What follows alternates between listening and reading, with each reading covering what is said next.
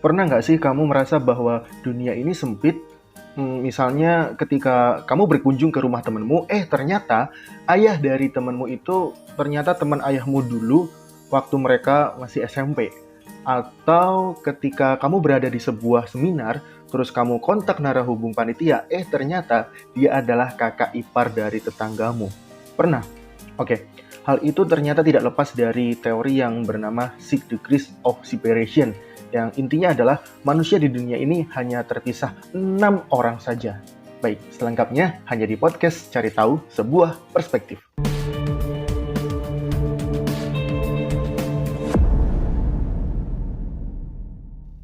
Assalamualaikum warahmatullahi wabarakatuh. Kali ini tanggal 25 Juli.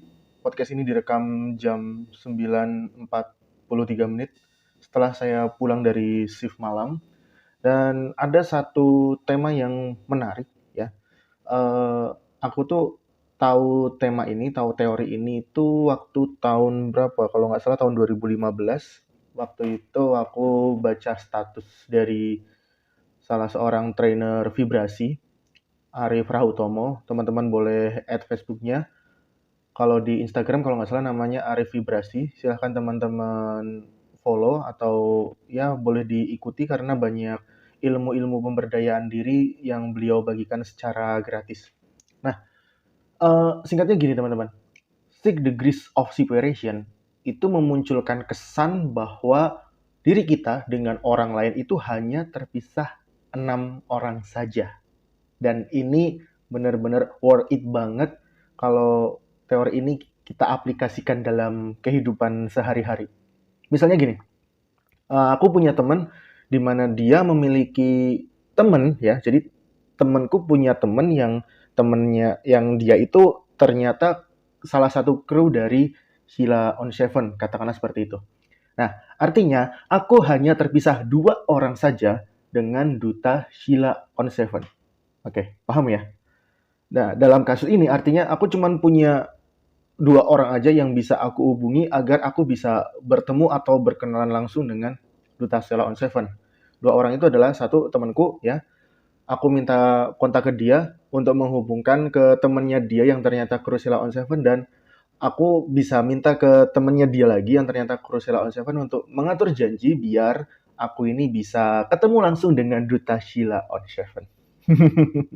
Oke, nah di situs Wikipedia, 6 degrees of separation ini kalau diartikan berarti 6 tingkat pemisahan. Ini merupakan teori yang mengatakan bahwa setiap manusia di bumi memiliki hubungan dengan manusia lainnya yang hanya terpisah sejauh 6 orang saja. Dengan kata lain, 2 orang yang tidak saling kenal di dunia ini dapat dihubungkan satu sama lain melalui rata-rata 6 pihak. Oke, jadi artinya aku dan kamu dan teman-teman semua ini kalau sama Elon Musk, terus mantan presiden Amerika Barack Obama, kita cuma terpisah maksimal 6 orang aja nih.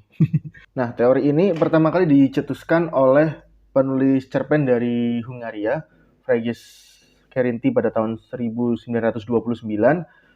Namun pertama kali dikenalkan atau dipublikasikan yaitu oleh Stanley Milgram.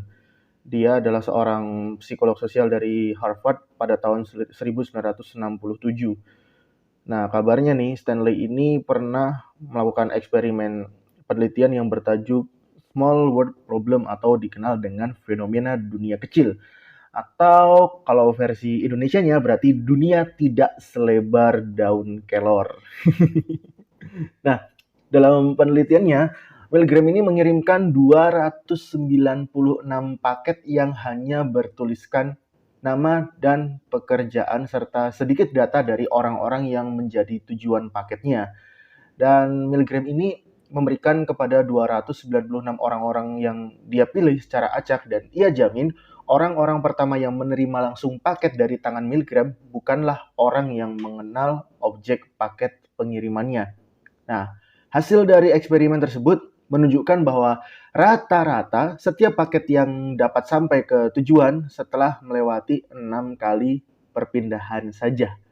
Oke, nah di sini Milgram ini punya kesimpulan nih bahwa di negara Amerika yang waktu itu populasinya 200-an juta, ternyata setiap pesan dapat tersampaikan cukup hanya melalui 5 orang saja, dan dirinya meyakini bahwa hipotesa ini bisa diterapkan di seluruh dunia yang populasinya bahkan miliaran orang begitu. Terus penelitian ini juga sebenarnya sempat diragukan ya teman-teman, tapi pada tahun 2003 hasil penelitian Milgram ini berhasil dipublikasikan ulang secara besar-besaran, dan hasilnya setiap pesan dalam ratusan objek secara acak dapat mencapai tujuannya hanya dalam 6 kali jabat tangan lah, katakanlah seperti itu. Nah, artinya apa? Artinya adalah setiap orang di dunia ini hanya terpisah 6 jabat tangan saja. Tapi pada 2003 lalu mungkin internet belum seperti sekarang ya. Kita mau apa ya, mau internetan, mau buka Friendster aja kita harus ke warnet gitu, karena handphone dulu rata-rata internetnya belum secanggih sekarang gitu. Nah, tapi setelah internet ini menjadi kebutuhan pokok nih bagi sebagian masyarakat, ternyata sekat derajat pertemanan kita ini semakin menyempit nih teman-teman, dan mungkin kalau kita pengen tahu seseorang, we have to reach another people, kita cuma butuh 3 sampai 4 orang saja. Kenapa? Ya, karena dengan adanya internet ini benar-benar membantu sekali nih teman-teman. Misalkan kalau aku nih, aku tuh pengen menghubungi Ahmad Dhani misalkan. Mungkin kalau aku kontak DM langsung ke Ahmad Dhani, kemungkinan kecil Ahmad Dhani akan membalas. Nah, seperti itu. Nah, mungkin aku bisa menghubungi katakanlah ke manajemennya dulu, misalkan Republik Cinta Manajemen, atau aku menghubungi label yang melabeli lagu-lagu Dewa 19 gitu. Kepentinganku adalah aku mau mengcover lagunya Dewa 19 yang judulnya Kangen. Oke, yang aku harus cari tahu adalah satu, manajemennya, terus nanti dari manajemennya mungkin mengkontak manajer Ahmad Dhani, dan manajer Ahmad Dhani mengontak Ahmad Dhani. Nah, nanti dari Ahmad Dhani itu ngasih tahu kira-kira lagu ini diizinkan untuk di cover atau enggak, misalkan seperti itu. Nah, selain itu, terus apa sih sebenarnya gunanya teori dari 6 degrees of separation? Mau sambil minum. Nah, setidaknya teori ini membuktikan bahwa untuk kamu yang masih jomblo, jadi antara kamu dan jodohmu itu ternyata hanya terpisah maksimal 6 kali jabat tangan dengan orang berbeda. Ini kalau kita mengacu ke teori sebelum adanya internet. Setelah adanya internet, ya mungkin 2 atau 3 orang, atau bahkan kamu bisa hubungi langsung mungkin ya. Boleh jadi nih ternyata jodohmu itu kenal dengan teman SD-mu yang ternyata dia berteman selama kuliah. Jadi misalkan gini, kamu kuliah nih, kamu ketemu pacar kamu, dan kebetulan dia jadi pasanganmu ya, entah jadi suami atau jadi istri. Ternyata waktu acara resepsi, temen dari pasanganmu itu ternyata temenmu SD gitu, padahal dia temen kuliah, katakanlah seperti itu. Nah, boleh jadi ternyata kita sama Lisa Blackpink itu cuma terpisah 5 orang ya ternyata. Ya, ini benar-benar terbukti banget lah pokoknya lah teori inilah. Nah, terus timbul pertanyaan nih, kira-kira seberapa effort sih diri kita untuk berani menyelami fenomena 6 degrees of separation gitu. Apalagi kalau misalkan kita adalah orang yang introvert, kita adalah orang yang tertutup, di mana circle pertemanan kita ya itu aja gitu. Ya cuma 10 orang yang nongkrong sama kita, 10 orang, main futsal cuma sama itu aja, teman kerjaan juga segitu-gitu aja. Bahkan mungkin apa ya, teman malam mingguan juga ya cuman itu aja gitu. Tapi ternyata yakinlah kalau misalkan kita itu cuman punya 10 teman yang cukup intens berkomunikasi, yakinlah pasti ada salah satu di antara mereka itu yang jejaring sosialnya itu pasti kuat banget. Yakinlah. Nah, teori ini itu semakin membuktikan, semakin terbukti kalau misalkan pekerjaan kamu itu hubungannya dengan banyak orang. Katakanlah kamu itu seorang aktivis atau pekerja yang berhubungan erat dengan orang-orang banyak, misalkan apa ya contohnya ya, wedding organizer ya misalkan. Jadi buat kamu yang jadi wedding organizer, katakanlah kamu bagian apa ya, bagian fotografi misalkan.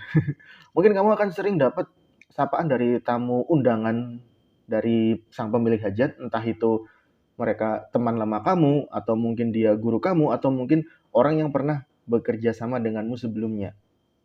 Paham nggak di sini? Jadi misalkan nih kamu lagi motret nih di acara hajatan orang, tiba-tiba ada tamu undangan, nepuk dari belakang, kamu ternyata sekarang megang kamera ya, seperti itu misalkan ya.